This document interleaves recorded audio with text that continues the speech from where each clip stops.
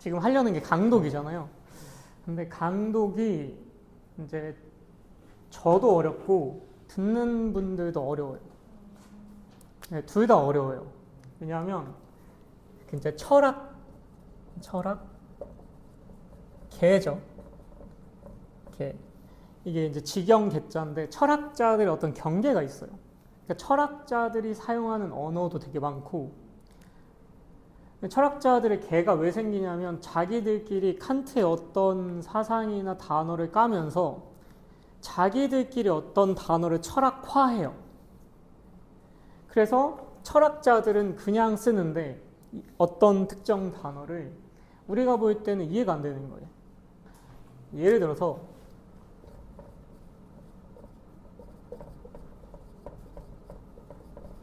트란센덴탈이라는 말이 있는데 초월적으로 번역이 되거든요. 근데 우리가 볼 때 그냥 트란스가 이제 넘어가다 이런 뜻이니까 초월적 하는데 이게 철학적인 의미가 또 있어요. 그러니까 칸트가 사용하는 초월적이라는 단어에 철학적인 의미가 있고, 이후에 철학자들이 이걸 사용할 때는 칸트의 논의대로 쓰는 거예요. 그러면 우리가 칸트의 논리를 모르면 이후에 철학자들이 사용하는 초월적이라는 말 자체를 이해를 못해요. 그러니까 이 짓을 몇백 년 동안 하다 보니까 개가 생긴 거예요. 뭐 법조, 개 이런 것처럼 철학 개가 있고, 우리가 보통 여기 있는 거죠. 일반. 강독은 뭐냐면 중간에서 이 철학계의 지식을 이렇게 전달해 주는 건데 이게 어려워요. 그러니까 제가 어려운 이유는 철학적인 용어를 일반인에게 풀어줘야 돼서 어렵고, 여러분들이 어려운 건 이 입장에서 여기를 이해해야 되니까 어려워요. 철학 강독이 진짜 어려워요. 보통 이제 시지프 신화가 철학을 입문하는 많은 사람들이 철학에 입문하는 책인데, 제가 강독했거든요. 시지프 신화. 근데 그것도 전부 다 못 들어요. 힘들어서. 그래서 힘들다, 강독이.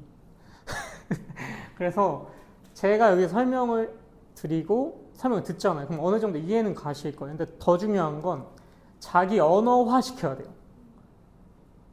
그러니까 내가 알고 있는 지식과 접목시켜서 설명할 줄 알아야지 여러분께 되는 거지, 제가 설명한 걸 그대로 하면 그냥 앵무새예요. 저의 앵무새.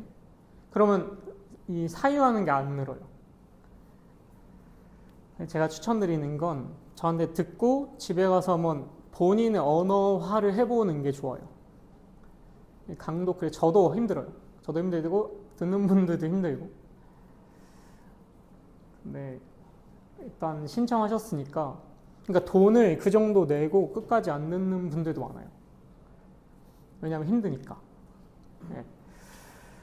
그래서 열심히 잘 들어줄 수 있겠고 듣고 나면 이제 반복을 했으면 좋겠어요. 그래서 이 에로스의 종말 시작하기 전에 이 용어에 대해서 좀 먼저 설명해 드릴게요. 그 책 보면 이 이제 말이 나오거든요. 이 말 되게 많이 하세요. 나르시시즘 많이 하시는데, 이거를 어떤 식으로 이해하시면 제가 되게 간단하게 설명드릴게요. 어렵지 않게. 프로이트가 나르시시즘을 어떻게 설명하냐면 리비도라고 있어요. 들어보셨나요? 리비도? 못 들어보셨어요? 리비도가 라틴어로 뭐 성욕, 뭐 욕망 이런 뜻이에요. 근데 이거를 프로이트가 자기 철학가, 그러니까 정신분석가니까 정신분석가로서 리비도를 새롭게 이제 전유할 때 어떻게 사용하냐면 정말 간단하게 정신 에너지라고 생각하시면 돼요. 이해가시나요? 그러니까 지금 저한테 이렇게 집중하잖아요. 저한테 여러분의 리비도를 집중시키는 거예요. 리비도 그렇게 이해하시면 돼요. 근데 뭐 프로이트 이야기 너무 길어지니까 정말 간단하게 이 리비도라는 건 처음에 자아에 묶여 있어요. 그리고 시간이 지나면서 뭐 이렇게 설명하면 너무 힘드니까 시간이 지나면 자아에 묶여 있던 리비도가 대상에게로 향해요. 타자죠. 이해 가시죠, 이거? 자아에 묶여있던 리비도 정신 에너지가 외부로 향해요. 우리의 삶이 그래요. 근데 프로이트가 이걸 설명할 때 뭐라 하냐면 이 리비도가 대상을 상실하고 다시 자아에게 묶였을 때가 나르시시즘이라 해요. 이해 가시나요? 이해 가세요? 네. 좀 애매하죠? 이게 뭐냐면 정말 나이브하게 표현하면 나밖에 모르는 상태가 되는 거예요. 이게 나르시시즘의 정의예요.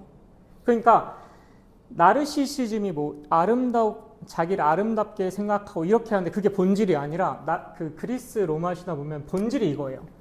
나르키소스라는 미소년이 어디로 추락해요? 모르시나? 연못으로 추락해요. 근데 연못에 뭐가 비쳤어요? 나의 모습이 비친 거예요. 나의 아름다움에 빠져서 연못에 몸을 던진 건데 본질은 이거예요. 나르키소스는 어디에다 던진 거예요? 나한테, 자신한테 던진 거예요. 그러니까 나르시시즘은 뭐냐면 타인은 없어요. 타인은 없고 모든 정신적 에너지가 어디에 집중된 거? 나 자신. 이게 나르시시즘이에요. 프로이트가 설명한. 이해가세요? 네. 자, 그러면 이 나르시시즘에 걸린 사람에게 관심 대상은 누구밖에 없어요? 자신밖에 없는 거예요. 나 속으로 추락해서 나 속에 익사해버리는 게 나르시시즘이에요. 자, 그래서 논리가 되게 간단해요. 한병철 교수님 뭐라 하시냐면 타자의 소멸과 나르시시즘의 경향, 타자의 소멸과 나르시시즘의 경향은 같은 거다 이렇게 말씀하세요. 자, 되게 간단한 말이에요. 나르시시즘에 걸린 인간에게 타자는 없어요. 왜냐하면 나르시시즘에 걸린 인간에겐 누구밖에 없어요? 나밖에 없는 거예요. 나의 성공과 나의 성과밖에 없어요. 그러면 이 사람에게 만나는 타자는 나와 다른 인간으로서의 타자가 아니라 누구냐면 소비재예요. 이해가세요? 무슨 말인지? 네. 나의 성공과 나의 성과를 위한 수단이에요. 도구예요. 상대방이. 그러면 나르시시즘에 걸린 인간에게 나와 다른 인격을 가진 타자는 없는 거예요. 이해가세요? 무슨 말인지? 자, 이렇게 설명할 수 있어요. 제가 나르시시즘에 걸리고 저의 성공만 중요하다고 생각한 사람이에요. 그러면 저에게 여러분은 15만 원을 주는 도구예요. 반대로 생각할 수 있어요. 여러분이 만약 그런 주체라면, 나르시시즘적 주체라면 제가요, 에로스의 종말이라는 지식을 전달하는 수단이에요. 이해가세요? 무슨 말인지? 그러니까 나르시시즘에 걸린 인간에게 뭐가 없는 거예요? 나와 마주하는 타자가 없는 거예요. 이 사람에게 타자는요, 그냥 나의 성공과 나의 성과를 위한 수단이에요. 이해가시죠? 무슨 말인지? 네. 나르시시즘에 걸린 인간에게는 타자가 없다. 근데 이렇게 설명해요. 에로스는 언제나 타자를 향한다. 그러면 타자의 소멸과 나르시시즘의 경향은 같은 거라면 나르시시즘의 경향이 강해지면 강해질수록 뭐가 소멸돼요? 에로스가 소멸되는 거예요. 그래서 책 제목이 에로스 종말이에요. 이해가시나요? 이해가시나요?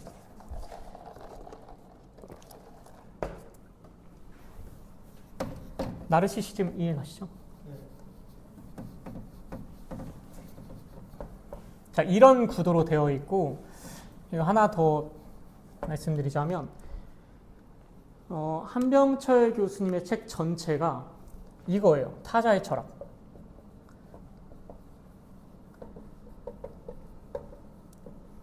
타자의 철학이 뭐냐? 소외된 것에 대한 철학이라고 보시면 돼요. 이걸 어떻게 이해하시면 돼요? 이게 20세기 인문학 철학계에서 그냥 경향이에요. 다 이래요. 무슨 의미냐면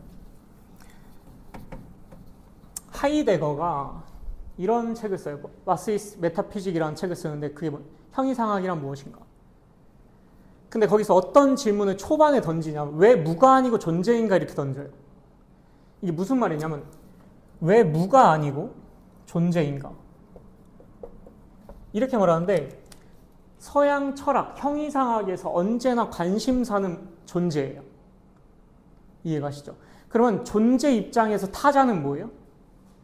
소외되었던 거? 무예요. 이해가시나요? 그러니까 서양 철학은 언제나 있는 것 자체를 문제 삼았어요. 있는 게 뭐지? 있는 게 무슨 의미지? 근데 그러면 그런 서양 철학의 역사에서의 타자는 뭐예요? 소외되었던 거? 무예요. 없음이에요. 하이데거가 이걸 문제 삼기 시작해요. 왜 형이상학이 왜 존재를 탐구하는 거지? 무가 아니라? 왜 우리는 무를 소외했지? 이해가세요? 이거 타자의 철학 역사 안에 있는 거예요. 자, 보세요. 이제 이건 좀 어려운 얘기니까 좀 더 간단한 얘기. 데리다 아시나요? 데리다라는 철학자가 있는데 데리다는 서양 철학의 역사 전체를 음성 중심이다. 음성 중심의 역사다. 이렇게 말해요. 로고스주의다. 이렇게 말하는데 그럼 음성의 입장에서의 타자는 뭘까요? 문자예요. 이해가세요, 이거? 서양 철학에서 언제나 문제 삼았던 건 음성이에요. 음성의 역사만 탐구했어요, 서양 철학이. 그러면 거기에서 소외된 게 뭐예요? 문자예요. 그래서 데리다가 쓴 책이 그라마톨로지인데 문법이라는 뜻이거든요. 이게 뭐냐면 음성 철학에서 소외되었던 타자인 문자의 역사를 다룬 책이에요. 이해 가시나요? 이게 맥락이 좀? 또 다른 거 말씀드릴까요?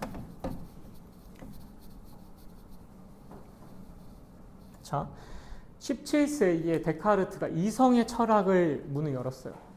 이성이 있어요? 반대에 뭐가 있을까요? 감성? 아니, 뭐가 있을 것 같으세요? 이성 하고 뭐가 있을까요? 경험? 네? 네? 안 들려서 광기예요. 광기. 철학에서 중요하게 다룬 건 뭐밖에 없어요? 이성이에요. 17세기 이후에. 근데 뭐가 소외됐어요? 광기가 소외됐다는 거예요. 이 타자의, 그러면 광기의 역사를 다루는 게 무슨 역사예요? 타자의 역사인 거예요. 다 타자의 철학이에요. 이해 가세요? 자, 그래서 누가 무슨 책을 썼어요? 미셸 푸코가 광기 역사를 쓴 거예요. 이해 가세요? 무슨 말인지? 광기의 역사. 왜 이성의 역사가 아닌가? 타자라서 그래요. 광기가. 철학에서 이성이 언제나 주제였어요. 뭐는 다루어지지 않았어요? 광기가. 미셸 푸코가 이 타자의 격인 광기의 역사를 쓴 거예요. 그래서. 왜요? 소외됐으니까. 한병철 교수님의 모든 책이 다 이 역사 안에 있어요. 이런 맥락 안에 있어요. 이걸 이해하고 오시면 편하실 거예요. 이해가시죠? 타자의 철학.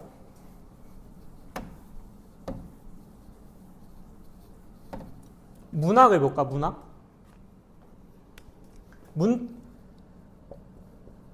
이게 진짜 웃긴 게 20세기의 모든 문학가들이 이 문자를요 파괴하려고 그랬어요. 사멜 베케트가 쓴 책들 보잖아요. 읽으면 무슨 얘기인지도 몰라요. 그러니까 말이 안 되게 써놨어요. 자, 그래서 이 20세기 모든 문학가들이 어디로 넘어가려고 했냐면 문자 너머로 가려고 했어요. 너머.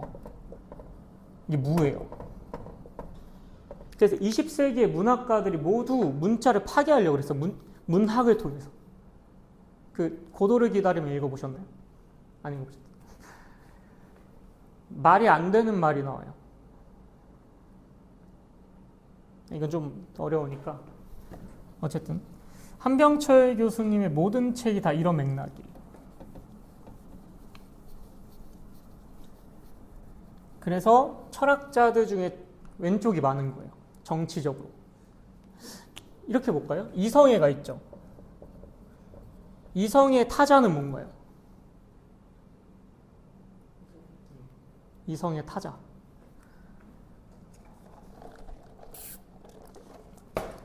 동성애예요. 그죠? 20세기 모든 철학자들이 이걸 지지해요. 이 철학 안에서. 미셸 푸코든 뭐 들레즈든 다. 왜냐하면 이성애라는 왕국 속에서 타자는 동성애거든요. 동성애는 배척되어야 돼요. 맞죠? 그래서 철학자들이 보통 왼쪽에 색을 떼요. 이렇게 볼까요? 자본주의. 자본주의 내에서의 타자는 뭘까요? 사회주의예요. 이게 뭔가 느낌 오시죠? 그래서 자크 데리다가 쓴 책 중에 그 책이 있어요. 마르크스의 유령이라는 책이 있어요. 이 책이 뭐냐면 자본주의는 사회주의라는 유령을 환대해야 된다. 타자를 환대해야 된다. 이 책이에요. 다 이 맥락에서 쓰인 거예요. 이 느낌 오시죠? 무슨 말인지. 네. 자, 이런 타자의 철학이다. 이것도 그렇게 쓰였어요. 에로스는 그럼 어디로 향한다는 거예요? 타자로 향한다는 거예요. 이해가시죠? 이런 맥락에서 쓰인 책입니다. 나르시시즘 기억나시나요? 리비도가 어디 안에 갇힌 거? 나한테만 갇힌 나의 성공과 나의 성취밖에 없는 거예요. 나르시시즘은. 그래서 그에게는 자기 이외의 모든 것들이 타자가 아니라요. 소비할 수 있는 소비재고 도구예요. 이해가시죠? 이것도. 그런 맥락에서 나르시시즘을 얘기했다는 거. 이거를 하고 읽어볼게요. 같이 읽어볼게요. 서문은 건너뛸게요. 17페이지.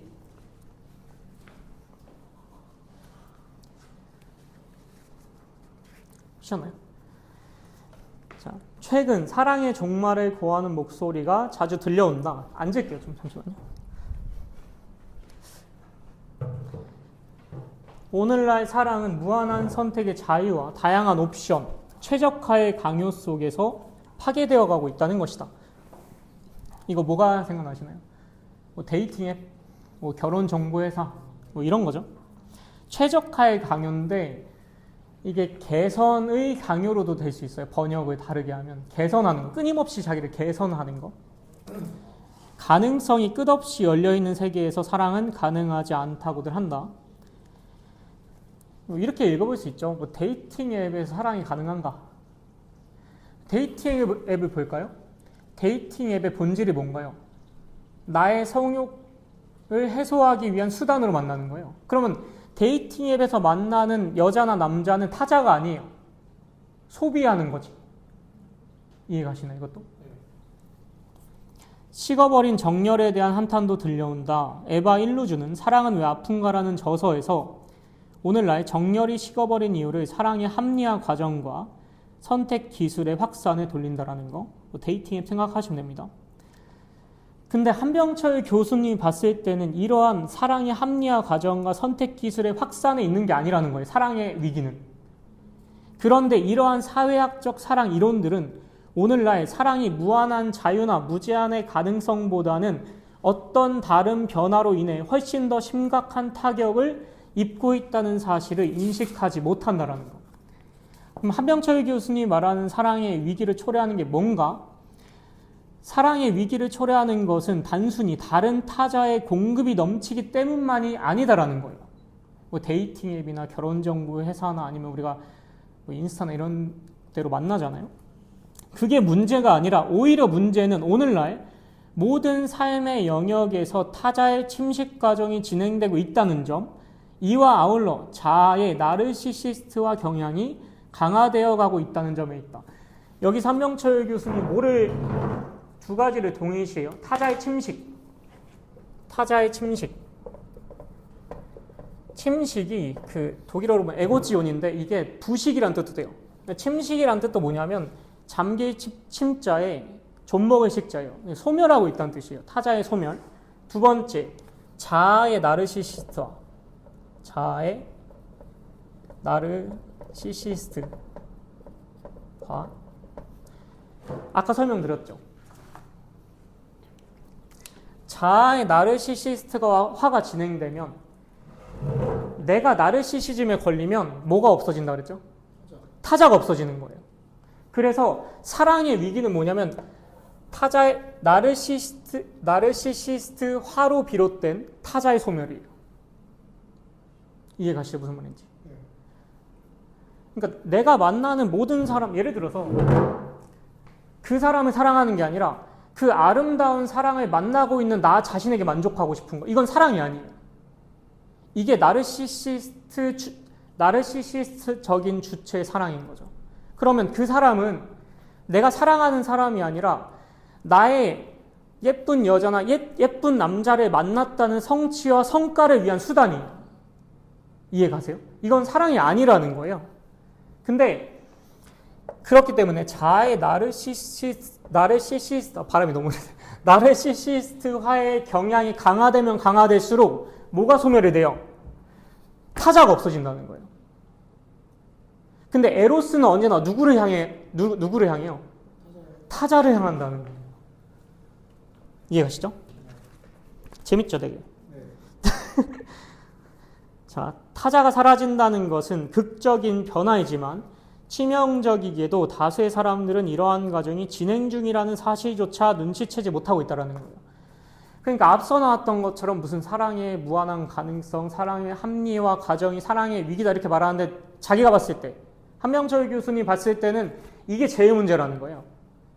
나의 성과를 위한 수단으로 생각하기 때문에 사람들이 상대방을. 그 상대방은 타자가 아니에요. 타자가 아니죠. 소비란 말 계속 나오는 거예요. 우리가 상대방을 그 타자를 사랑하는 게 아니라 그 상대방을 소비하는 거예요. 그럼 나는 소비자고요. 나르시시즘적 주체 자신은 소비자고요. 이 사람 반대편에 서 있는 사람은 뭐예요? 소비재인 거예요. 이해가시죠? 자, 나오죠? 에로스는 강한 의미의 타자, 즉 나의 지배 영역에 포섭되지 않은 타자를 향한 것. 이게 뭐냐면요. 예를 들어서 제가 어떤 만난 사람이 있어요. 제가 나르시시즘적인 주체예요. 그러면 저를 만난 이 사람은 내가 원하는 대로 반응해 줘야 되고요. 나의 멋짐과 아름다움을 환호해 줄 사람이어야만 해요. 이게 자기 지배 영역에 있는 거예요. 그럼 이 사람은 뭐예요? 타자가 아니라요. NPC예요. 와, 예쁘다. 이걸로 뭐예요? 나를 확인하는 거예요. 그러면 이 사람은요, 나의 연장일 뿐이에요. 그래서 한명철 교수님 뭔 얘기한 동일자의 지옥이라는 말도 쓰거든요. 이해가세요? 이 사람은 타자가 아니라 나의 자아의 연장이 될 뿐이에요. 이해가세요? 이거? 무슨 말인지. 근데 에로스는 누구를 향해요? 강한 의미의 타자를 향한다는 거예요. 나의 지배 영역에 포섭되지 않는 타자, 나의 예상을 비껴간 타자. 이게 신기해요. 우리가 누구를 사랑에 빠질 때 특징이 뭐냐면 나의 예측과 어긋나야 돼요. 이게 진짜 신기해요. 그러니까 내가 생각하는 대로 행동한 사람이면 매력적으로 느껴지지 않아요. 진짜 그렇거든요. 내가 A라고 생각했는데 갑자기 B처럼 행동해요. 이 사람은 나의 예상과 좀 다르네. 그때 매혹과 매력이 생겨나요. 만약에 내가 예상한 대로 다 행동하면 어떻게 되겠어요? 시시해지겠죠. 그게 소비라는 거예요, 결국엔. 이해가시죠? 이 비유가. 따라서 점점 더 동일자의 지옥을 닮아가는 오늘의 사회에서는 에로스적 경험도 있을 수 없다. 제가 이거 보면서 뭔 생각했냐면 제가 나는 솔로 보거든요. 나는 솔로 보는데 거기 남자들의 행동 패턴이 똑같아요. 다 스윗하게 해줘요. 그러면 여자들이 뭐 예측 가능해져요. 이렇게 하겠지, 이렇게 하겠지. 그럼 뭐가 사라져요? 매력이 사라져요. 제가 24기를 되게 재밌게 봐가지고 옥순 뭐냐면 옥순이라는 여자 예상 범위 안에 있어요. 남자들이 전부 다. 마지막에 선택 안 했죠. 남자로 느껴지지 않는다고. 그거예요. 그게 그러니까 그 옥순이 작업한 그 4명의 남자는 옥순의 자아의 연장일 뿐이에요. 이해가세요? 네. 이렇게 얘기하면 좀 쉽죠? 자, 에로스적 경험은 타자의 비대칭성과 외제성을 전제로 한다는 거예요. 자, 제가 A라고 생각했는데 갑자기 B처럼 행동해. 이게 비대칭성이에요. 외제성은 뭐냐? 밖에 있다는 뜻이에요. 나의 예상 영역은 여기였는데 이 사람 여기 있네? 예측 불가능하네? 이게 바로 에로스의 경험, 그러니까 에로스적 경험은 비대칭성과 외제성이 있다는 거예요. 그래서 옥순한테 좀 열받게 한 사람이 상철인 거예요. 보셨나요, 혹시? 보시면 나오는데. 이해 가시죠, 이거? 비대칭성과 외제성. 근데 이건 다 느끼실 거예요. 여자분들도 다 느끼실 거고, 이 사람이 그냥 내 생각대로 행동하네? 재미없다. 이렇게 생각할 수 있어요. 자, 연인으로서의 소크라테스가 아토포스라고 불리는 것은 우연이 아니다. 이렇게 말하는데, 이거 좀 설명해 드릴게요. 그리스에서 되게 유명한 정치가이자 군인이 이제 알키비아데스라고 있어요. 되게 미소년이고, 이 사람이 그리스 장군이 니키아스는 이제 스파르타랑 전쟁하지 말자 이주의였고, 알키비아데스는 전쟁하자 스파르타랑 아테네 사람이었거든요. 근데 되게 잘생기고 그랬어요, 알키비아데스가. 근데 알키비아데스의 그러니까 알키비아데스의 애인이 소크라테스였어요. 그래서 연인이라고 나오는 거예요. 자, 근데 알키비아데스가 향연에서 갑자기 등장해요. 그리고 나서 그 소크라테스를 향해서 뭐라고 말하냐면 아토피아라고 해요. 아토피아. 그러니까 아토포스입니다. 여기 나온 거. 아토피아, 아토포스라고 해요. 이게 뭔 말이냐면 아가 아니다라는 뜻이고요. 토피아, 토포스가 장소란 뜻이에요. 장소. 토픽 있죠? 토픽. 해외 토픽. 이게 뭐냐면 해외에서 일어난 어떤 사건을 이야기할 장소란 뜻이에요. 토픽이란 뜻이. 근데 보세요. 이 아토피아를 그 박정현 교수님은 향연에서 어떻게 번역하시냐면 범상치 않은으로 번역하세요. 범상치 않다. 범하다가 범인 이러면 평범한 사람이라는 뜻이잖아요. 평범하지 않다는 뜻이거든요. 왜 이렇게 번역하시면 탁월한 번역인데 왜 장소가 아니다를 범상치 않으로 번역하셨을까? 진짜 신기해요. 어떤 인간을 설명할 때 장소와 연관시켜서 설명할 수 있어요. 어떤 인간이든. 저 사람은 선생님이야? 저 사람은 어떤 집안의 엄마야? 저 사람은 대표님이야? 인간이 어디와 결부되어 설명이 돼요? 장소요. 근데 소크라테스는 뭐예요? 장소가 없다는 뜻이냐? 뭔 말이에요? 소크라테스를 특정하거나 설명할 수가 없다는 뜻이냐? 이해 가세요? 그래서 소크라테스가 타자예요. 자, 보세요. 타자의 철학이랑 연결시켜 볼게요. 아테네가 있죠. 아테네에서 누구를 죽였어요? 재판에서? 소크라테스 죽였거든요. 왜 죽였어요? 그 제목이 이래요. 청년들을 타락시켰다. 자, 아테네의 담론 속에서 담론은 소크라테스를 담아낼 수 없어요. 아테네 사람들의 담론으로는 소크라테스를 설명할 수가 없어요. 그러니까 무서운 거예요. 청년들을 타락시킨다고 생각하는 거예요. 왜요? 소크라테스가 아테네에게 타자였으니까. 이해 가세요, 이거? 타자는 어떻게 돼야 죽어야 돼요. 죽은 거예요. 그러니까 이방인 읽어보셨다 그랬죠? 이방인 읽었잖아요. 이방인이 타자예요. 죽을 수밖에 없죠. 이방인이라는 그 사회 속의 논리에선 메르소를 담아낼 수 없어요. 설명 불가예요. 그게 아토포스예요. 이해가세요? 자, 또 볼까요? 기독교인이신 분 있나? 자, 바리새인의 사회에서는요, 예수님 죽인 사람들입니다. 예수를 어떻게 했어요? 바리새인들이? 죽였죠. 왜 죽였을까요? 바리새인의 문법으로 예수를 해석할 수 없으니까요. 그럼 바리새인의 입장에서 예수는 뭐예요? 타자인 거예요. 예수가 뭐라 하신지 아세요?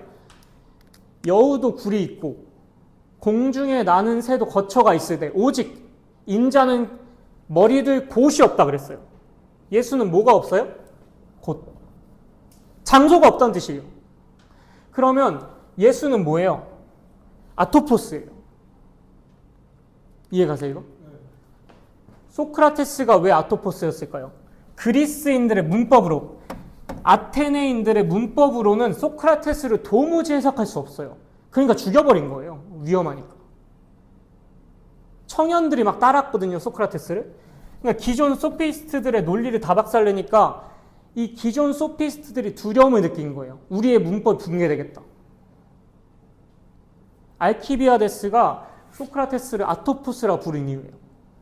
아토포스 이제 이해 가시죠? 이거 있죠, 아토피. 이거 똑같은 말이거든요.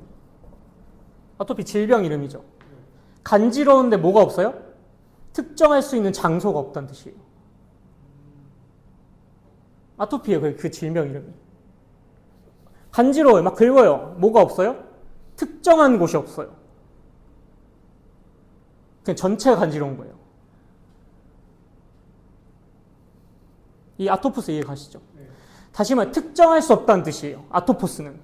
그래서 박정희 교수님이 향연에서 이 단어를 범상치 않은으로 번역하신 거예요. 번역이 좀 약하다고 생각해요, 저는. 자, 보세요. 내가 갈망하는 타자, 나를 매혹시키는 타자는 장소가 없다는 거예요. 그를 특정한 곳에 묶어 설명할 수 있는 장소가 없다는 뜻이에요. 이런 장소가 없는 소크라테스가 어떻게 됐어요? 사형당했어요. 자, 근데 소크라테스가 왜 죽었다고요? 청년들을 타락시켰다고요. 청년들을 뭐예요? 매혹하는 거예요. 뭐가 없으니까? 장소가 없으니까요. 소크라테스가 하는 말이 기존에 내가 들었던 그리스의 유명한 연설가들과 너무 다른데? 왜 다르지? 알키비아데스가 향연에서 뭐라 하냐면 소크라테스의 연설은 정신 나가게 한다고 표현해요. 정신을 나가게 하고 눈물을 쏟게 한다. 왜요? 소크라테스가 뭐였기 때문에? 아토포스였기 때문에 그래요. 이해 가시죠? 자, 그는 동일자의 언어에 붙잡히지 않는다 이러죠. 아테네의 언어,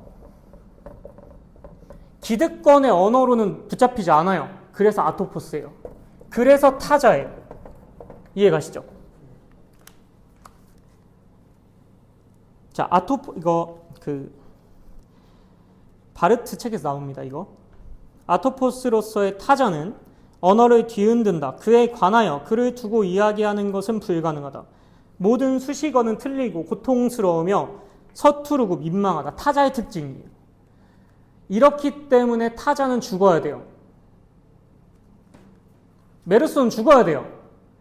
그 프랑스의 문법으로는 메르소는 죽어야 돼요. 왜요? 해석이 안 돼요.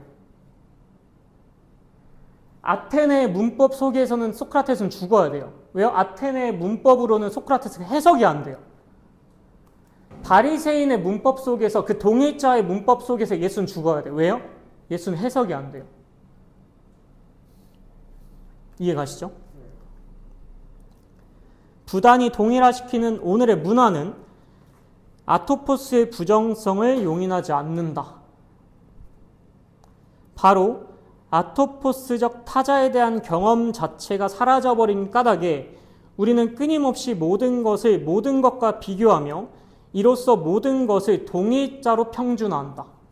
그러니까 아토포스적 이 타자의 부정성 없애버려요. 소크라테스를 죽인 것처럼. 그러니까 우리의 문법 너머에 있는 걸 없애요. 우리 것만.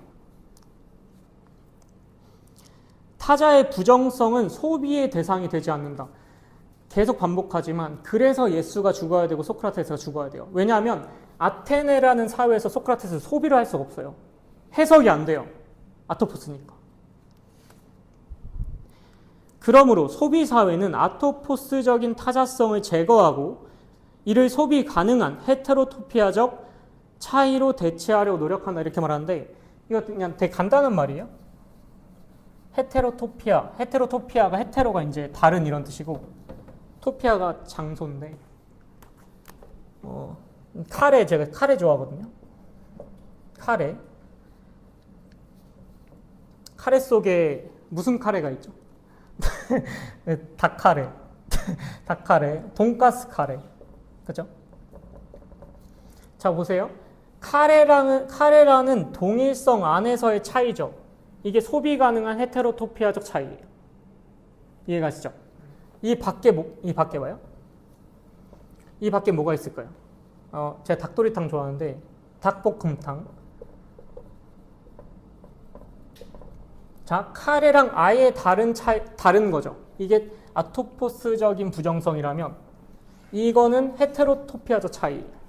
이거를 사랑으로 조금 더 설명해 볼까요? 사랑. 자, 사랑. 이성애죠. 여기 이성애로 칩시다. 어떤 사람은 긴 머리를 좋아해요. 어떤 사람은 짧은 머리를 좋아해요.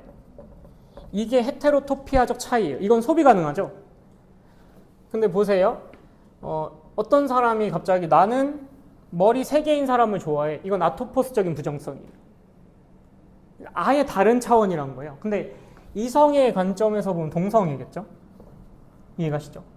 그래서 제가 다시 말씀드리지만 이런 철학 담론 얘기하는 사람들이 거의 다 왼쪽이에요. 그래서 왜냐하면 동성애는 타자니까. 이성애의 타자. 근데 이게 똑같이 역전될 수 있어요. 만약에 동성애가 주류라면 동성애에게 타자는 뭐예요? 이성애예요. 그러니까 이게 역전돼서 설명할 수 있어요. 근데 우리가 편하게 이성애가 주류니까 이해가시죠 이거? 네. 이게 헤테로토피아적 차이. 이게 아토포스적인 부정성이에요. 이 영역이.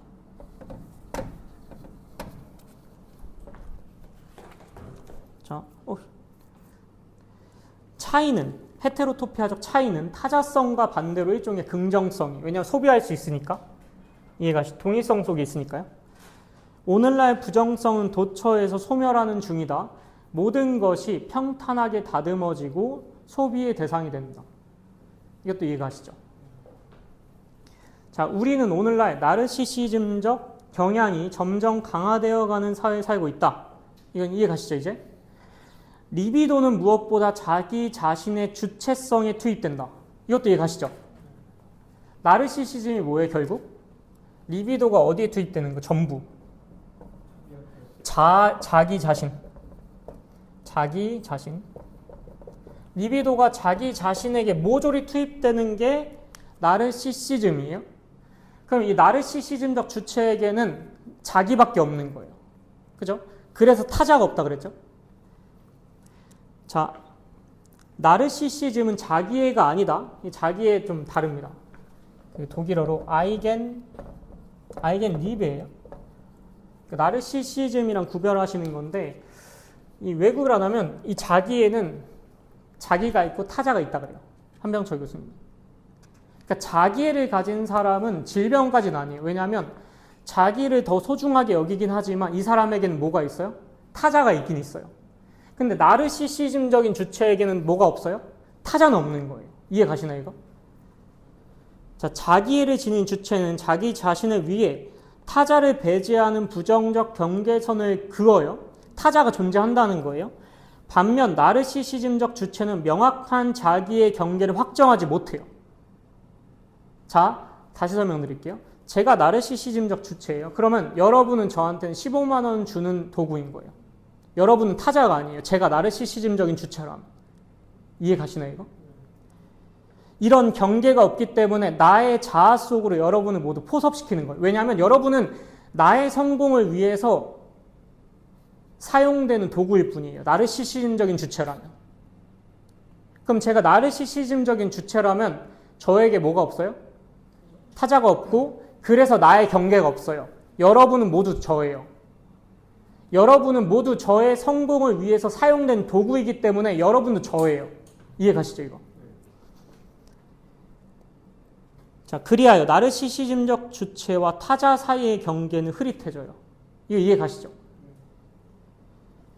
제가 만약에 나르시시즘적인 주체라면 제 여자친구를 이렇게 보겠죠. 아, 난 여자친구가 있어라는 걸 과시하기 위해서 여자친구를 만나는 거겠죠. 그러면 저한테 여자친구는 타자가 아니라 도구예요. 저한테 여자친구는요, 나의 자아의 성공을 위한 자아의 연장일 뿐이에요. 이해 가시죠, 이거? 그에게, 나르시시즘적인 주체에게 세계는 그저 자기 자신의 그림자로 나타날 뿐이에요.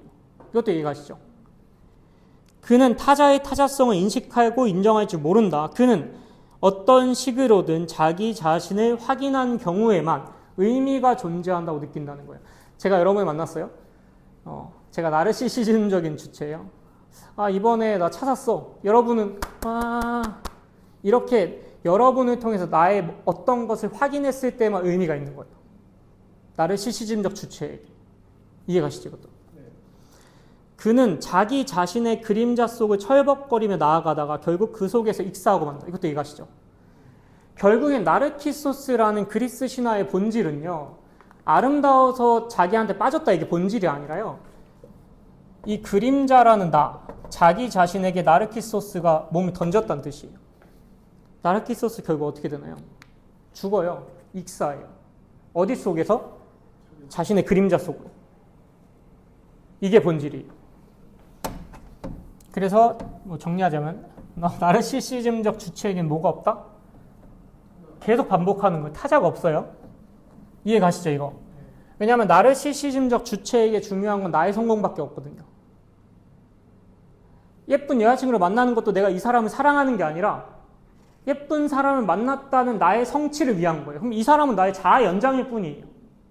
이 사람을 사랑하는 게 아니라. 이해 가시죠?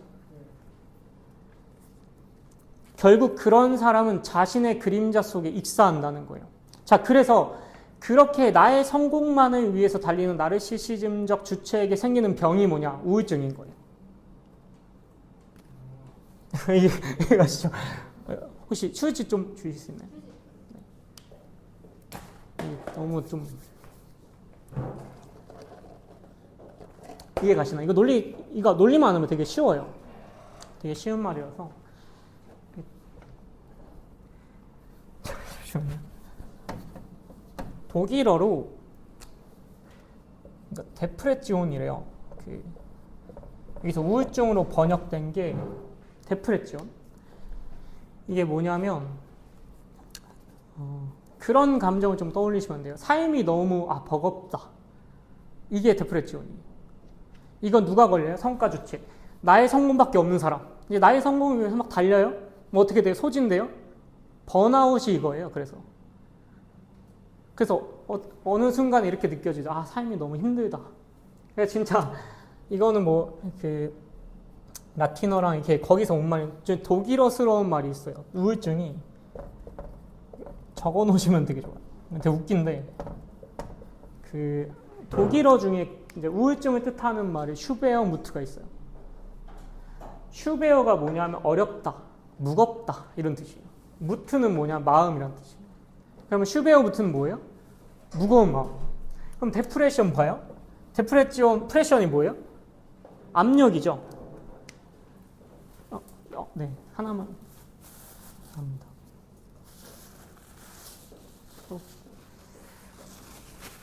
그러니까 우울증은 다 뭐를 가정하고 있어요? 압력, 무게.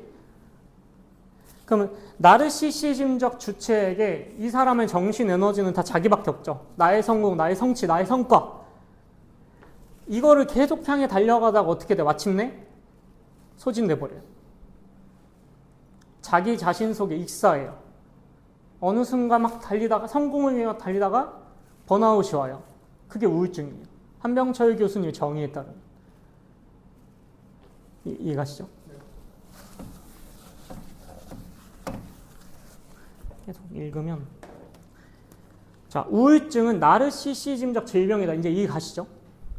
우울증을 낳는 것은 병적으로 과장된 과도한 자기관계예요. 이거 이해가시죠? 나르시시즘의 본질은 뭐예요? 리비도가 자아에 완전 투입된 거죠. 과도한 자기관계 속에서 걸리는 질병이 바로 우울증이에요. 이해 가시죠? 자, 나르시시즘적 우울증의 주체는 자기 자신에 의해 소진되고 기력이 꺾여버린 상태이다. 왜냐하면 이 사람에게 모든 인간관계는 자기 성공밖에 없거든요. 이거를 향해 달려가다가 소진돼 버려요. 그는 세계를 상실하고, 왜냐하면 세계가 왜 상실돼요? 왜 타자에게 버림받았어요? 이 사람에겐 타자는 없었거든요, 애초에. 나르시시즘적 주체에게 타자와 세계는 애초에 없었거든요. 이해가시죠? 왜요? 이 사람은 자기 성공밖에 없잖아요. 어떤 파트너를 만나더라도 인간으로 대하는 게, 타자로서 대하는 게 아니라 나의 성과와 성취를 위해서 대하는 거예요. 도구죠. 소비재죠. 그 사람은. 사람이 아니라 소비재죠. 사물이죠. 사물. 세계를 세계도 없어요. 그 사람한테는. 세계는 외재성이거든요. 자, 에로스와 우울증은 대립적 관계에 있다. 그렇기 때문에. 왜냐하면 우울증은 뭐 때문에 걸려요? 과도한 자기관계. 나르시시즘은 자신의 정신적 에너지를 계속 어디다 쏟아요? 나. 에로스는? 그쵸, 밖에요. 에로스는 그래서 뭐냐면 열림이에요. 사랑. 근데 진짜 아름다운 게 그리스나 로마 고대 시인들의 얘기를 들어보면 사랑을 뭐라 설명하냐면 다른 육체 속으로 이사가는 거라고 표현했어요. 아름답죠? 에로스는 그러면 우울증, 나르시시즘적인 상태로 인해서 걸리는 우울증과 정반대인 거예요. 나르시시즘은 나한테만 정신적 에너지를 쏟아요. 사랑은 뭐예요? 저 사람. 나의 밖에 있는 저 타자. 이해가시죠? 자, 에로스는 주체를 그 자신에게서 잡아채어 타자를 향해 내던진다. 이게 정말 아름다운 표현인데, 제가 이제 옛날에 어떤 친구를 알았는데, 그 친구가 페미니스트였어요. 되게 극단적인. 근데 이 사람이 좋아하는 남자가 생기더니 그걸 버린 거예요. 단번에. 자, 보세요. 페미니즘이라는 고집을 부리고 있었어요. 근데 뭐가 찾아왔어요, 갑자기? 에로스가 찾아온 거예요. 이때 이 사람이 나의 모든 걸 뭐예요? 자신의 신념과 내가 믿었던 이데올로기를 뭐예요? 버려요. 그 사람을 향해 나아가기 위해서. 이게 에로스는 주체를요. 그 자신에게서 잡아채워서 타자를 향해 던진다는 거예요. 이해 가시죠, 이거? 반면 우울증은 주체를 자기 속으로 추락하게 이것도 이해 가시죠, 이제? 오늘날 나르시시즘적 성과 주체는 무엇보다도 성공을 겨냥한다. 계속 설명드렸죠. 왜냐하면 그 사람에게 중요한 건 나이기 때문에, 나밖에 없기 때문에 나의 성공과 나의 성과가 제일 중요해지는 거예요. 그에게 성공은 타자를 통한 자기 확인을 가져다 준다. 그가 만나는 타자는 나의 성공을 되비춰줄 반영물이, 거울일 뿐이에요. 이해 가세요? 사물이에요. 소비재인 거예요, 그 사람은. 자, 이때 타자는 타자성, 타자의 성격을 빼앗긴 채 주체의 에고를 확인해주는 거울로 전락해요. 이해가시죠? 네. 제가 만약에 이런 주체였으면 여러분은 이런 저의 성과를 확인해주는 거울이에요. 이해가시죠? 네. 이러한 인정의 논리는 나르시시즘적 성과 주체를 자신의 에고 속에 더 깊이 파묻혀 헤어나오지 못하게 만들어요. 이 과정에서 뭐가 발생하냐? 성공 우울증이 발생해요. 성공 우울증은 나의 성공밖에 없기 때문에 타자로부터 고립돼요. 세계가 사라져요.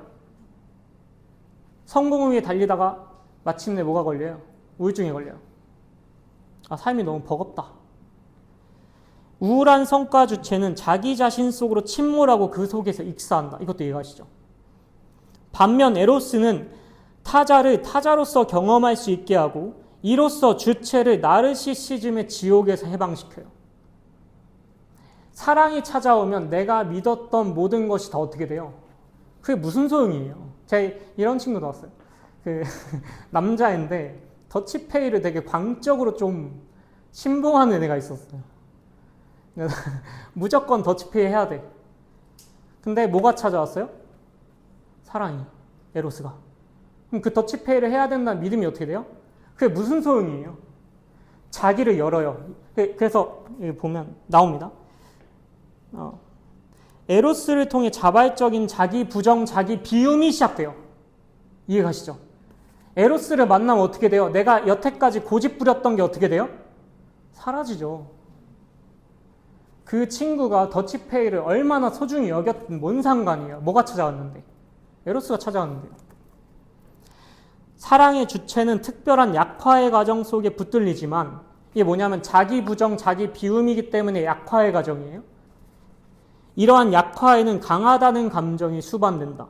물론 이 감정은 주체 자신의 업적이 아니라 타자의 선물이라는 거예요. 자, 내가 이렇게 고집 부리던 게 있었어요. A라고. 근데 에로스가 찾아왔어요. 나의 고집, 에로스가 다 부숴요. 어디로 향하게 해요? 내가 사랑하는 그 타자로. 이때 나의 자기 부정, 자기 비움이 시작되기 때문에 내가 약해지는 것 같아요. 나의 신념이 없어지는 것 같아요. 근데 이거는 한병철 교수님 볼 때는 선물이라는 거예요. 제가 이런 말 많이 해요. 설득할 수 없다고. 설득할 수 없다. 왜냐하면 설득은 누가 한다고 제가 말하냐면 신이 한다 그래요. 그러니까 어떤 이데올로기든 정치적 견해든 전 설득할 수 없다고 생각해요. 그 사람을 설득할 수 있는 건 누구예요? 여기서 말하는 한병철 교수님 논리대로 보면 에로스고요. 저의 논리대로 보면 신인 거예요. 이 사람 야 더치페이 왜 뭐가 중요해? 설득되나요? 안 돼요. 뭐가 찾아왔을 때? 에로스가 찾아왔을 때요. 이거는 내가 잘해서 나 스스로 이데올로기를 바꾼 게 아니라는 거예요. 누구의 선물이에요? 타자의 선물이에요. 이해 가시나요, 이거? 네. 자, 동일자의 지옥에서 아토포스적 타자는 묵시록적인, 계시적인 모습으로 찾아올 수 있다. 바꾸어 말하면 오늘날에는 묵시록만이 우리를 동일자의 지옥에서 건져내어 타자를 향해 개방시키고 구원할 수 있다는 것이다. 이거 간단히 설명하면 똑같이 나의 고정관념이 강력했어요. 근데 갑자기 뭐가 찾아와요? 계시처럼 사랑이 찾아와요. 이때 나의 동일자의 지옥에서 해방될 수 있어요. 이해 가시죠, 이거? 그래서 라스 폰 트리의 영화 멜랑콜리아는 묵시록적 재앙과 같은 사건을 예고하는 것으로 시작된다. 이거 영화 보신 분 있나요? 멜랑콜리아? 계세요? 전 이거 안 봤는데 다 안 보셨네. 자, 멜랑콜리아라는 영화가 있어요. 근데 이게 묵시록적 재앙과 같은 사건을 예고하는 것으로 시작하는데 재앙을 뜻하는 디제스터라는 단어는 문자 그대로 흉성, 안 좋은 일을 알리는 별이라는 뜻입니다. 흉성이 운스턴이에요, 독일어로. 흉성을 의미한다. 저스틴은 언니의 영지에서 밤 하늘에 붉게 반짝이는 별을 발견하는데 이 별은 나중에 흉성임이 드러난다. 그러니까 충돌할 그런 별인 거예요, 지구와. 맞나요? 아닌가요? 맞나요? 그러니까 주인공이 하늘에 떠 있는 별을 봤는데 이게 뭔가 충돌할 것 같은 거예요. 그래서 안 좋은 일을 예고하는 별이기 때문에 운스턴이에요, 흉성. 멜랑콜리아는 재앙의 시작을 알리는 흉성이다. 하지만 그것은 치유와 각성의 효과를 낳는 부정성이기도 하다. 이렇게 말하는데 이게 뭔 말이냐면 주인공이 우울증에 걸려 있어요. 주인공 우울증. 근데 이 사람이 뭐와 마주해요? 흉성. 그렇죠? 그 별 이름 멜랑콜리아예요. 콜리아. 근데 멜랑콜리아를 프로이트가 뭐라 하냐면 이거 다 연결돼요. 자기 비움이라고 설명해요. 자, 우울증은 뭐 때문에 걸린다 그래서 한병철 교수님이? 나르시시즘적인 경향 때문에 걸린다 그랬죠. 주인공이 뭐와 마주해요? 멜랑콜리아라는 별, 흉성과 마주해요. 근데 멜랑콜리아가 뭔 뜻이에요? 자기 비움이란 뜻이에요. 프로이트 정신분석 논리 안에서. 자, 우울증은 결국엔 자신 안에 갇힌 거죠. 자기 안에 갇혀 있는 거예요. 멜랑콜리아는 뭐라고요? 자기를 비우는 거, 자기를 부정하는 거, 다시 말해서 여는 거예요. 이 저스틴이 뭐와 마주하고 우울증이 치료돼요? 멜랑콜리아. 이게 뭐예요? 타자예요, 결국. 타자의 부정성이에요. 저스틴의 우울증은 뭐와 마주했을 때 치료돼요? 타자와. 이해 가시나요, 이거? 좀 어렵나? 이해 가세요? 이해 가세요? 이해 가세요? 이해 가세요? 그러니까 이 논리로 영화를 푸시는 거예요, 한명철 교수님은. 네, 뭐 영화 푸시는 거 보면 탁월한 것 같아요, 한명철 교수님. 자, 이 논리 이해 가시죠? 우울증에 걸린 저스틴이 멜랑콜리아라는 흉성과 마주했을 때 자기를 열어요. 그래서 이렇게 말하는 거예요. 멜랑콜리아는 재앙의 시작을 알려요. 근데 반대로 치유와 각성의 효과를 낳아요. 왜요? 멜랑콜리아 마주했을 때 죽음의 별인데 죽음의 별과 마주했을 때 오히려 어떻게 돼요? 내 안에 갇힌 걸 여는 거예요. 이해 가시죠? 근데 이럴 때 있어요. 그 아까 말씀드렸듯이 우울증이 데프레시온이고 독일어로 보면 슈베어부트인데 무거운 마음. 이게 언제 좀 해소될 때 있냐면 제가 그런 영상 남긴 적 있는데 그 솔로몬이 그런 얘기예요. 전도서에서 헛되고 헛되니 헛되고 헛되도다. 모든 잠시만요. 헛되고 헛되니 모든 것이 헛되다. 그 이스라엘의 최고 권력자가 한 말이에요. 말년에. 이게 뭐냐면 삶이 너무 무거울 때가 있어요. 이렇게 살아야 되나? 근데 언제 이게 딱 없어질 때가 있냐면 언젠가 죽네? 언젠가 죽네? 아니면 그 칼세이건이 창백한 푸른 점 이런 얘기 한 적이 있거든요. 그러니까 이제 보이저 1호가 이제 저 멀리 나가는데 이제 반대로 엄청 받았는데 한 번 돌려서 지구를 찍자. 근데 이제 반대하는 게 아니 태양빛에 받아서 보이저 그거 카메라 고장나면 어떡하냐. 안 된다 하다가 칼세이건이 엄청 강력하게 주장해서 지구 쪽을 이제 쪽으로 카메라를 한번 돌리고 찍은 거예요. 근데 그 사진에 지구가 이렇게 찍힌 거예요. 이렇게. 창백하게. 이 책이 있어요. 창백한 푸른 점이라는 책이. 근데 뭐라 하냐면 칼세이건이 모든 정복자, 모든 살인자 여기 있었다. 이 우주 먼지 같은 곳에. 인생이 어떻게 돼 갑자기? 그렇게 무겁지 않네? 그래서 뭐라 하냐면 한명철 교수님이 에로스는 우울증을 치료한다 그래요. 제압한다고. 근데 이렇게 바꿀 수 있어요. 가벼움은 무거움을 치료할 수 있어요. 가끔씩 이제 인생에 너무 무거울 때 있어요. 그때 저는 뭘 생각하냐면 죽네 언젠가. 그게 길지 않는데? 삶이? 그러네. 길지 않네. 그렇게도 생각하실 수 있어요. 그래서 이 멜랑콜리한 타자죠. 그 저스틴이 마주한. 결국에는 지구와 충돌할 것이기 때문에 이 멜랑콜리아 자체는 죽음이에요. 이거를 이제 레비나스가 뭐라 하냐면 죽음도 타자라고 해요. 타자는 뭐예요? 만질 수 없고 이해할 수 없죠. 죽음을 겪은 사람 있나요? 없어요. 죽음은 끝이니까요. 레비나스가 시간과 타자에서 이렇게 말해요. 죽음은 언제나 우리에게 침범하는 거예요. 죽음이 여기 있으면 저는 없어요. 죽음은 내가 이해할 수 없는 타자예요. 자, 저스틴이 마주한 흉성은 결국 지구와 충돌할 것이기 때문에 흉성이고 죽음이에요. 근데 저스틴의 우울증이 뭐와 마주했을 때 갑자기 없어져요? 죽음과 마주했을 때. 똑같아요. 삶이 너무 힘드네. 근데 생각해보면 다 죽네.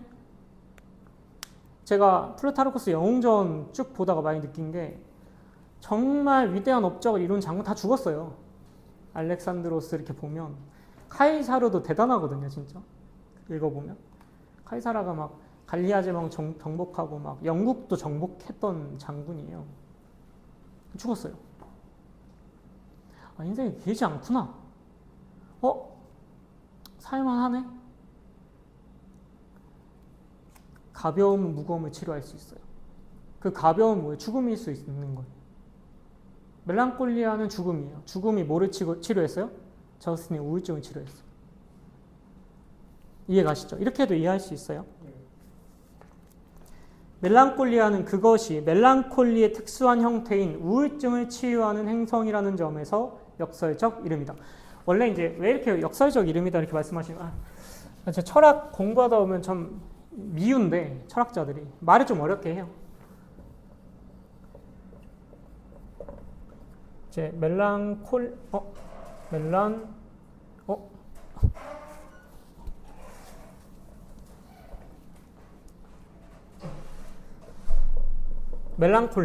그리고 데프레시온. 이거 두 개가 원래 우울증으로 번역이 돼요. 둘 다 그렇게 번역이 되고, 그 프로이트가 쓴 책 중에 트라우어 운트 멜랑콜리라는 말이 슬픔과 우울증 이렇게도 번역이 돼요. 그러니까 멜랑콜리도 사실 우울증으로 번역이 되고 데프레시온은 우울증으로 번역이 돼요. 근데 한병철 교수님이 말하는 건 아이러니하게도 이 우울증, 멜랑콜리라는 우울증이 뭐를 치료한다는 거예요? 데프레시온이라는 우울증을 치료한다는 점에서 역설적 이름이라는 거예요. 이해 가세요? 이해 가세요? 이해 가세요? 아, 예. 이해하는 게 중요해서. 근데 요즘엔 이제 멜랑콜리는 그냥 멜랑콜리라고 음역해요. 요즘에는. 자, 그것은 저스틴을 나르시시즘의 늪에서 건져내는 아토포스적 타자로 나타난다. 이것도 이해 가시죠? 그리하여 저스틴은 죽음을 가져오는 행성 앞에서 말 그대로 활짝 열려요. 자, 좀 더 쉬운 아까 말씀드린 것처럼 나의 고집이 있었어요. 나의 고집이 있어요. 저는 제 친구는 더치페이를 믿었어요. 이거를 막 죽어도 지켜야 돼요. 근데 뭐가 찾아왔을 때? 에로스가 찾아왔을 때? 타자가 찾아왔을 때? 자기의 고집을 버리고 열려요. 그 타자를 향해서. 저스틴도 똑같다는 거예요. 그래서 사랑은 죽음이에요. 그죠? 사랑은 뭐기 때문에? 내 영혼이 내가 사랑하는 사람 육체를 이상하는 거기 때문에 난 죽는 거예요. 사랑과 죽음은 똑같아요. 이해가시죠? 아름다운 말이 나옵니다. 에로스는 우울증을 제압한다. 왜냐하면 에로스는 자기 자신을 잡아서 어디로 던져요? 에로스는 타자를 향해 던지죠. 우울증은요? 내 안으로 막 갇히게 하죠. 그래서 에로스는 우울증을 제압하는 거예요. 제가 신기한 게 제가 여자친구 만난 지 1년 됐는데 제가 만나기 전에는 우울하다는 생각 좀 했었어요.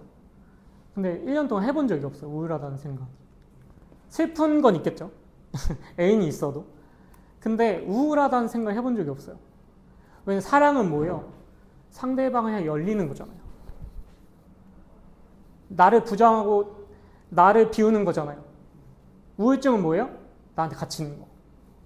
사랑은 뭐예요? 반대예요. 열리는 거. 그래서 에로스는 뭐를 제압해요? 우울증을 제압해요. 사랑과 우울증의 긴장관계는 멜랑콜리아의 영어 담론을 처음부터 규정한다. 영화 얘기 쭉 시작하는데 이제 그런 제가 말씀드린 그 틀에서 생각하시면 돼요. 영화의 음악적 틀을 제공하는 트리스탄과 이졸데의 서곡은 사랑의 힘을 강하게 환기한다. 우울증은 사랑의 불가능성을 의미한다. 이거 이해가시죠? 우울증은 사랑을 못하게 해요. 왜냐하면 우울증은 밖으로 가는 게 아니라 나한테 갇히는 거기 때문에 불가능해요. 사랑이. 또는 불가능한 사랑이 우울증이 반대로 똑같다는 거죠.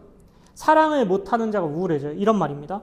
아토포스적 타자인 멜랑콜리아라는 행성이 동일자의 지옥 속으로 돌입할 때 비로소 저스틴에게 에로틱한 갈망이 불붙는다. 이것도 이해가시죠? 저스틴이 있어요. 여기 뭐가 있어요? 멜랑콜리아라는 행성. 저스틴은 자기의 동일성 안에 갇혀 있어요. 그죠? 이해 가시죠? 이제 멜랑콜리아가 다가와요. 타자가 다가와요. 에로스가 다가와요. 그때 자신의 동일성의 지옥을 깨부수고 자기를 개방해요. 이해 가세요? 그 얘기입니다, 지금. 영화 얘기라서 이게 다. 강가 절벽 위의 누드 장면에서 관객은 사랑하는 한 여인의 몸, 쾌락으로 충만한 몸을 본다. 저스틴은 죽음을 가져오는 행성의 푸른빛 속에서 기대에 찬 표정으로 팔 다리를 활짝 벌린다. 이것도 이해가시죠? 자, 죽음 행성이 다가오는데 이 사람은 자기를 여는 거예요. 이 장면은 마치 저스틴이 아토포스적 천체와의 치명적인 충돌을 더없이 갈망하는 듯한 인상을 불러일으킨다. 점점 다가오는 재난은 그녀는 연인과의 행복한 합의처럼 기다리고 있다. 이것도 이해 가시죠? 그것은 필연적으로 이졸데의 사랑의 죽음을 상기시킨다.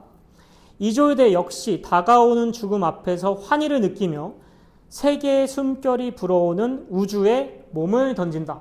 트리스탄과 이졸데라는 바그너의 작품이 있어요. 근데 한병철 교수님이 그것과 똑같다는 거예요. 영화에서 유일하게 에로틱한 이 장면에서 다시 트리스탄과 이졸데 서곡이 울려 나오는 것은 우연이 아니다.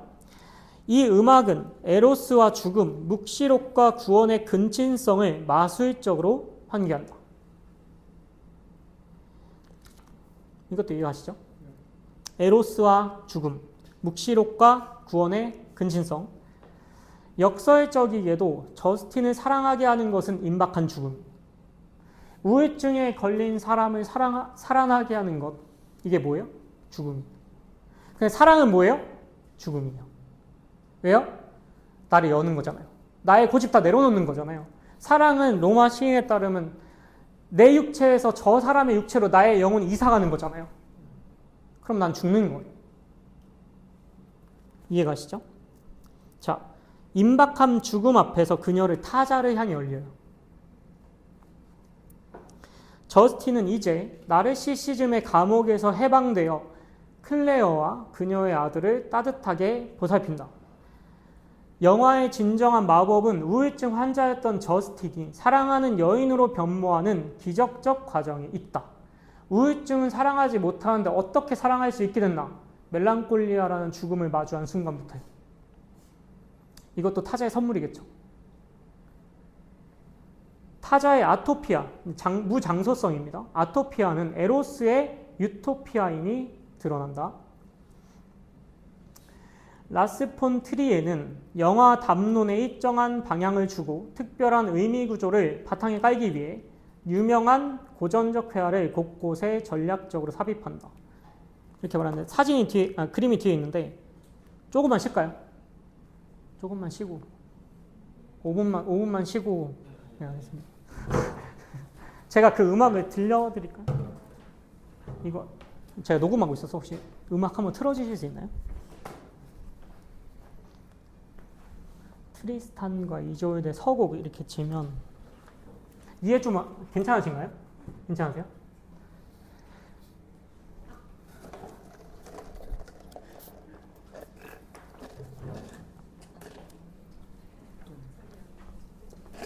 이거 프렐리드 저 물 좀 가져올게요. 잠시만요.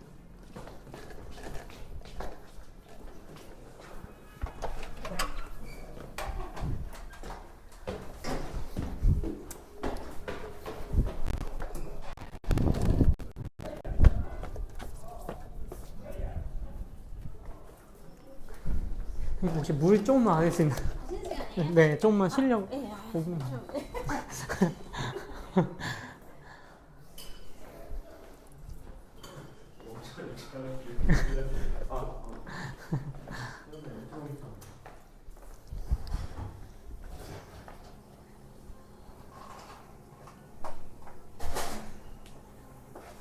감사합니다.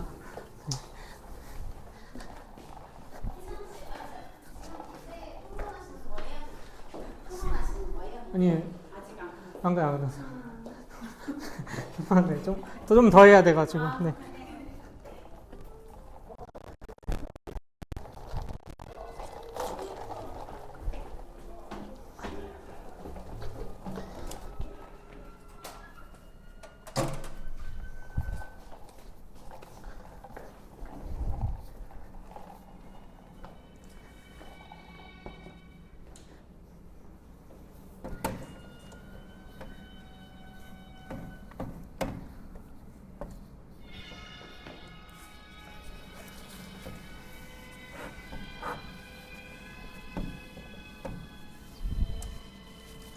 혹시 질문하실 거 있나요? 지금까지 들은 것 중에.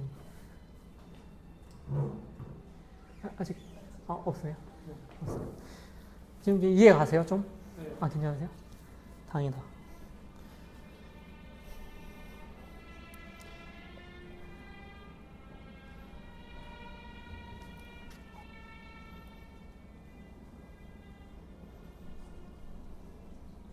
이 뒤는 전부 다 영화 얘기가 그거여서 그림 같이 보면서 또 얘기하면 될 것 같아요.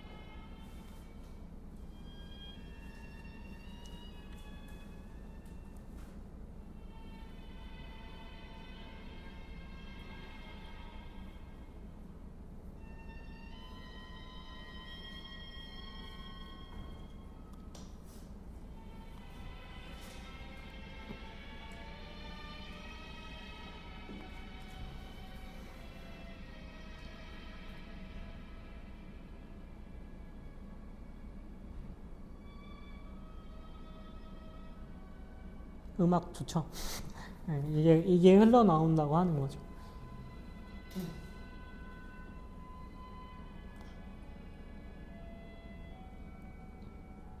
그러니까 이조일대도 죽음 앞에서 자신을 여는 거죠. 사실 이거 한병철 교수님은 다 이렇게 해석하는 거예요. 그냥 이거를. 근데 이게 뭐 좋은 해석이라고 생각해요. 아름다운 해석. 그리고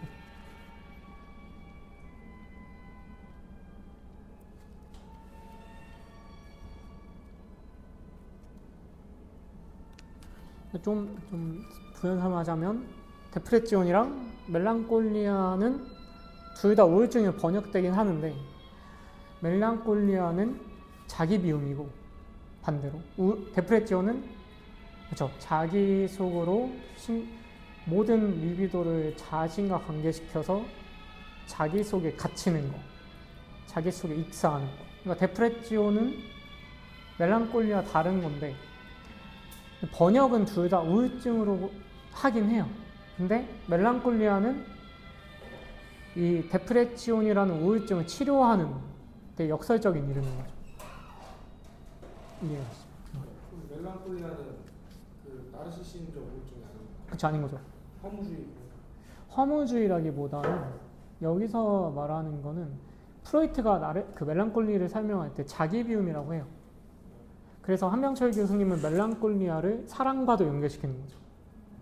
그러니까 저스틴이 멜랑콜리아를 마주했을 때 우울증에 걸린 여자가 데프레치온에 걸린 여자가 자기를 열고 사랑할 수 있게 되는.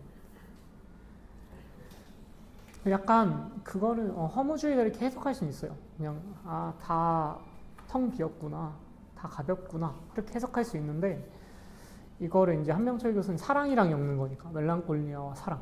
멜랑콜리아도 자기를 여는 거고 사랑도 자기를 여는 거. 그렇게 같이 더 아름답게 해석하면 좋잖아.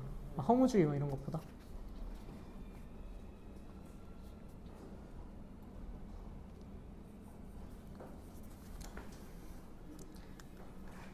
마저 할까요? 이제 그냥 뭔 얘기하는지 이해 가실 거예요. 이런 논리만 알면. 그러니까 라스 폰 트리에가 이제 멜랑콜리아라는 영화의 일정한 이제 장면에 회화를 삽입한다는 거죠. 자, 이를테면 초현실주의적 도입부에는 피터르 브리얼의 눈 속에 사냥꾼들이 삽입되는데 이 그림은 관객을 겨울의 깊은 멜랑콜리 속으로 침참하게 한다. 이런 의도로 한병철 교수님 삽입했을 것이다. 이렇게 보는 거예요.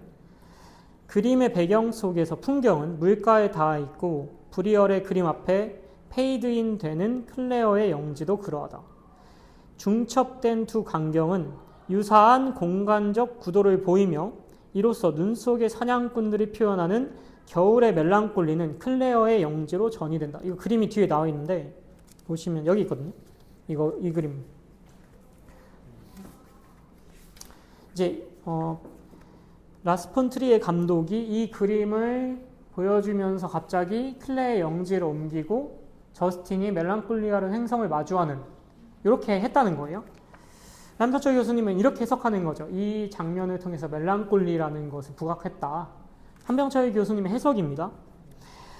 어두운 색 옷을 입은 사냥꾼들은 몸을 깊이 숙인 채 집으로 돌아온다. 나뭇가지에 앉은 검은 새들은 겨울 풍경의 황량함을 더해준다. 성자의 그림이 그려진 사슴골이라는 여관 간판은 거의 떨어져 내리듯이 비스듬히 걸려있다. 이 우울한 겨울 세계는 적막하기 이를 데 없다. 이어서 라스 폰 트리에 있는 하늘에서부터 검은 부스러기들이 천천히 내려와 마치 화상병처럼 그림을 집어삼키게 한다. 우울한 겨울 풍경의 뒤를 잇는 것은 저스틴이 존 에버렛 밀레이의 오피리아와 매우 닮은 모습으로 등장하는 회화적 장면이다. 그녀는 아름다운 오피리아처럼 손에 화환을 들고 물 위를 떠다닌다. 그 멜랑콜리아라는 영화를 검색해 보면 그 표지가 이래요. 이제 표지 검색해 보실 멜랑콜리아 치시면 그 영화 표지가 이렇게 이제 주인공이 그 햄릿 때문에 미친 그 오피리아가 물속에 떠내려가는 모습처럼 이렇게 하고 있어요. 네네. 그죠?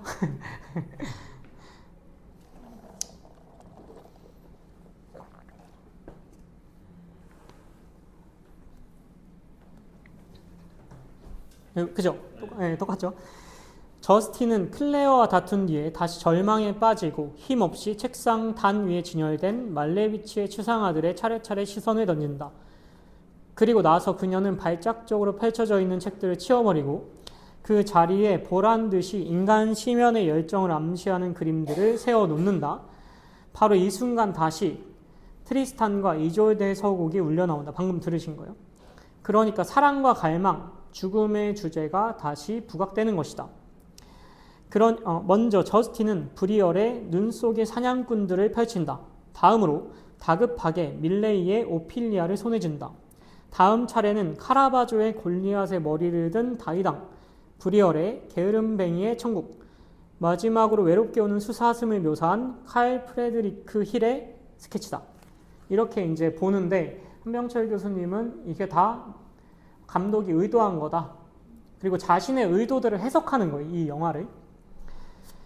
물 위에 떠 있는 아름다운 오피리아, 입을 반쯤 벌린 채 성녀 또는 사랑하는 여인처럼 저 어딘지 모를 허공 속으로 시선을 던지고 있는 오피리아는 에로스와 죽음 사이의 친연성을 다시금 환기한다. 이해 가시죠? 오피리아가 죽은 이유는 사랑 때문이에요. 이 뒤에 나오는데 이 그림이거든요. 이 그림.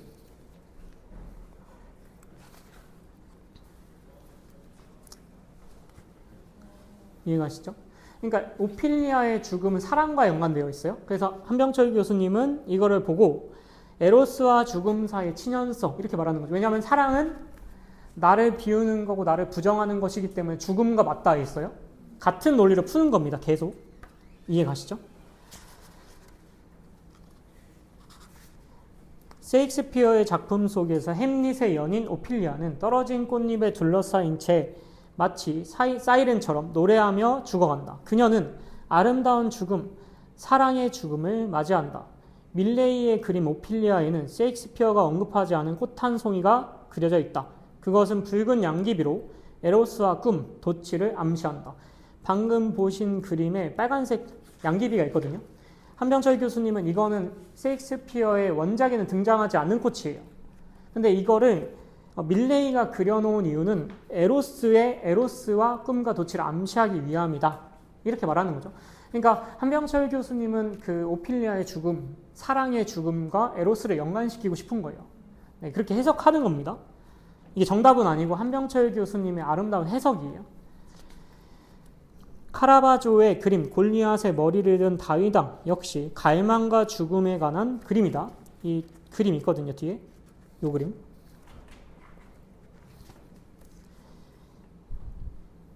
반면 브리얼의 게으름뱅이의 천국은 배가 터질 것 같은 긍정성의 사회, 동해자의 지옥을 보여준다.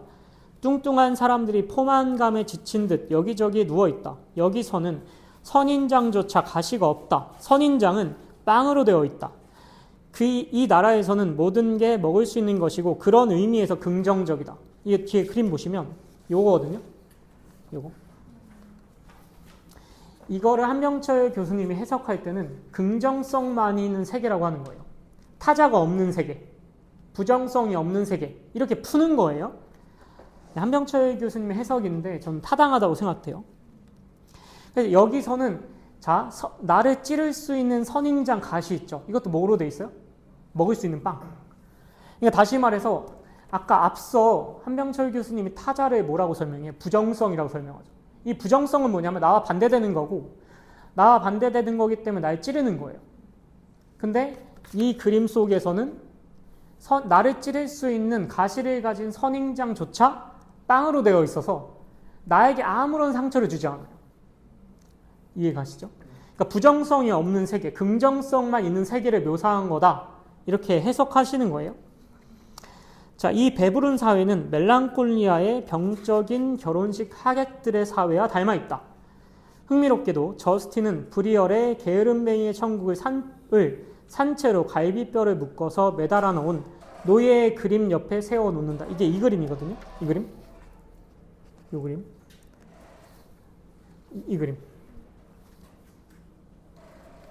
그러니까 이거를 한병철 교수님 몰아푸신 게으름뱅이 사회 옆에 이런 그림을 주인공이 놓은 이유는 긍정성 옆에 부정성을 강조하기 위해서다. 이렇게 해석하시는 거예요. 이해가시죠? 이로써 비가시적인 긍정성의 폭력이에요. 이 게으름뱅이의 사회는 긍정성의 폭력이 착취하고 강탈하는 잔혹한 부정성의 폭력과 대비된다. 이렇게 대비시키는 거예요. 한병철 교수님이. 저스틴은 책상에 칼 프레드리크 힐이 그린 외롭게 우는 수사슴의 스케치를 펼쳐놓은 직후 서재를 떠난다. 이 스케치는 저스틴이 마음속에서 느끼고 있는 사랑을 향한 동경과 에로틱한 갈망을 다시 한번 표현해준다. 여기 보면 사슴이 우는 스케치 있거든요. 근데 다시 말씀드리지만 그냥 라스 폰 트리에의 멜랑콜리아라는 영화에 등장하는 이런 회화를 한병철 교수님이 자신의 논리대로 해석한 거예요. 근데 영화를 한번 보시면 만약에 설득력 있네 하면 괜찮은 해석이네 라고 하시면 돼요. 영화 한번 보시는 걸 추천드려요. 저는. 이 장면에서도 그녀의 우울증은 사랑의 불가능성으로 나타난다. 라스 폰 트리에는 칼 프레드리크 힐이 평생 심한 정신병과 우울증으로 고생했다는 것을 알고 있었음이 분명하다. 여기서 제시되는 그림들의 순서는 영화 담론 전체를 재현한다. 에로스적 욕망이 우울증을 제압한다. 에로스는 동일자의 지옥에서 아토피아로, 즉 완전히 다른 자의 유토피아로 이끌어간다. 근데 이 해석은 영화를 보셔야지 알 수 있을 것 같아요.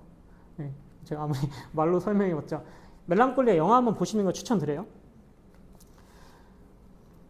멜랑콜리아의 묵시록적 하늘, 계시적 하늘입니다. 묵시록이라면 좀 와닿지 않고 계시인데 계시록적 하늘은 블랑쇼가 유년 시절의 원초적 장면으로서 경험한 저 텅 빈 하늘을 닮아 있다.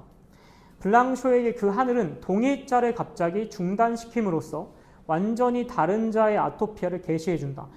요 이제 블랑쇼의 텍스트가 어디 나오냐면 재앙적 글쓰기에 나와요.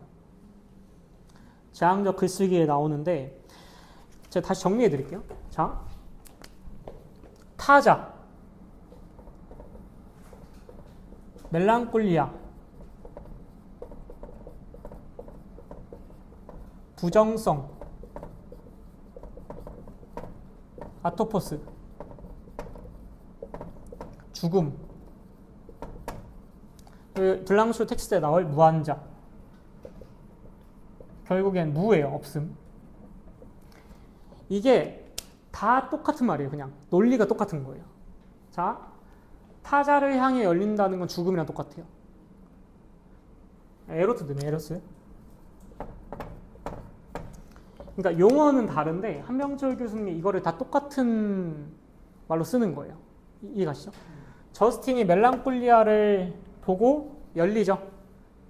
에로스랑 똑같고요. 자기를 비운다는 점에서 죽음이랑 똑같고요. 자기를 비우고 자기를 완전히 개방한다는 점에서 없음이랑 똑같아요. 그리고 나의 동일자 완전히 반대편에 있는 자이기 때문에 아토포스예요. 동일자 반대 긍정성 반대편에 있기 때문에 부정성이에요. 이게 다 똑같은 말이라는 거 아시겠죠? 아시겠죠 이거? 네네네. 그거 생각하면서 이 블랑슈의 마지막 장면 되게 아름답습니다. 이거. 나는 7살이나 8살쯤 된 아이였다. 나는 어느 빈집 안에 있었다. 닫혀있는 창문 근처에서 나는 밖을 내다보았는데 갑자기 그보다 더 갑작스러운 일이 있을 수 없는 듯했다. 마치 하늘이 열리는 듯했다. 자, 블랑쇼가 어렸을 때 이런 일을 겪었다고 그 책에 써요. 원초적 장면이라는 제목 아래 쓰는데 하늘이 열리는 것 같았대요. 블랑쇼가 뭘 본 거예요? 이걸 본 거예요. 어렸을 때. 자, 이렇게 나옵니다. 무한자를 향해 무한이 열릴 듯했고 이 압도적인 열림의 순간은 무한자를 하지만 무한이 공허한 무한자를 인정하라고 내게 손짓하는 것처럼 느껴졌다. 결국엔 블랑쇼가 어렸을 때 본 건 타자입니다. 똑같죠, 논리가. 근데 무한자니 용어만 바뀐 것뿐이지 논리는 똑같은 거예요. 그 결과는 낯설고 당혹스러운 것이었다. 갑작스럽게 닥쳐온 하늘의 절대적 공허. 보이지도 않고 어둡지도 않은 하늘, 신의 공허함, 그것은 명백했다. 그리고 이 점에서 그것은 신성한 것에 대한 단순한 암시를 훨씬 뛰어넘는 사건이었다. 블랑쇼에게요. 그 하늘을 본 충격이 너무나 매혹적이고 너무나 큰 기쁨을 주었으므로 아이의 눈에는 일순간 눈물이 가득 보였다. 그리고 거짓없이 덧붙여 말하자면 그것은 아이의 마지막 눈물이었던 것 같다. 이런 문장이 나와요. 근데 이해 가시죠? 하늘이 열리고 블랑쇼가 본 거는 어렸을 때 블랑쇼가 본 거는 뭐였냐면 절대적으로 다른 타자를 본 거예요. 그걸 이렇게 아름답게 설명한 겁니다. 무한자를 향해 무한이 열리는 것 같았다. 열림도 나오죠. 자기 비움. 죽음이에요. 자기의 자아가 죽는 거예요. 자신의 나의 자아로 쏠렸던 에너지가 전부 저 타자를 향해 나아가는 거예요. 그건 죽음이고 사랑과도 똑같죠. 에로스와 똑같아요. 다 같은 말이에요, 사실. 아이는 텅 빈 하늘의 무한성에 매혹된다. 아이는 자기 자신에게서 떨어져 나온다. 똑같죠? 만약에 아이가 나르시시즘적 주체라면 이 무한한 열림을 통해서 치료된 거예요. 아이는 내면을 잃고 경계를 벗어나 깨끗이 비워진 상태로 아토포스적 외부 속으로 들어간다. 이러한 파국적 사건, 외부의 침입, 완전히 다른 자의 침입은 자신에게서 벗어나는 사건, 자신의 지향이자 비움, 즉 죽음의 과정이기도 하다. 이것도 이해가시죠? 죽음이에요. 블랑쇼가 이렇게 씁니다. 하늘의 공허, 유예된 죽음, 재앙 이렇게 써요. 그러나 이 재앙은 아이에게 어마어마한 기쁨을, 부재의 행복을 안겨준다라는 거. 없음의 행복을 안겨줘요. 이해가시죠? 이것도. 자, 여기에 바로 재앙의 변증법. 너무 아름. 재앙은 원래 뭔가요? 끔찍한 거예요. 근데 끔찍한 걸로 시작한 재앙이요. 재앙의 변증법은 영화 멜랑콜리아의 구성 원리로도 작동한다. 자, 파국적 재난이에요. 저스틴이 처음 멜랑콜리아라는 행성을 마주했을 때는 그 지구로 충돌하기 때문에 그냥 죽음이에요, 죽음. 그럼 재앙이죠. 디제스터. 멜랑콜리아라는 그죠 흉성이죠. 흉성은 처음에 저스틴에게 나타날 때는 뭐로 나타나요? 재앙, 디제스터로 나타나죠. 근데 재앙의 변증법을 통해서 재앙이었던 게 뭐로 변해요? 이 마지막 문장이 그겁니다. 너무 마지막 문장 아름다운데 파국적 재난은 뜻하지 않게 뭐로 역전이 돼요? 구원으로 역전이 되는 거예요.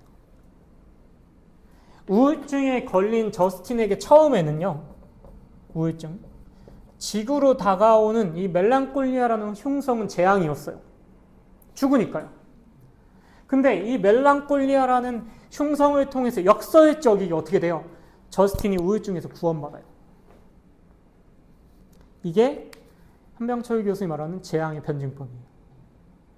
끔찍한 걸로 시작했다가 역전돼요, 반대로. 이게 1장 끝입니다. 고생하셨습니다, 이거. 고생하셨습니다. 네.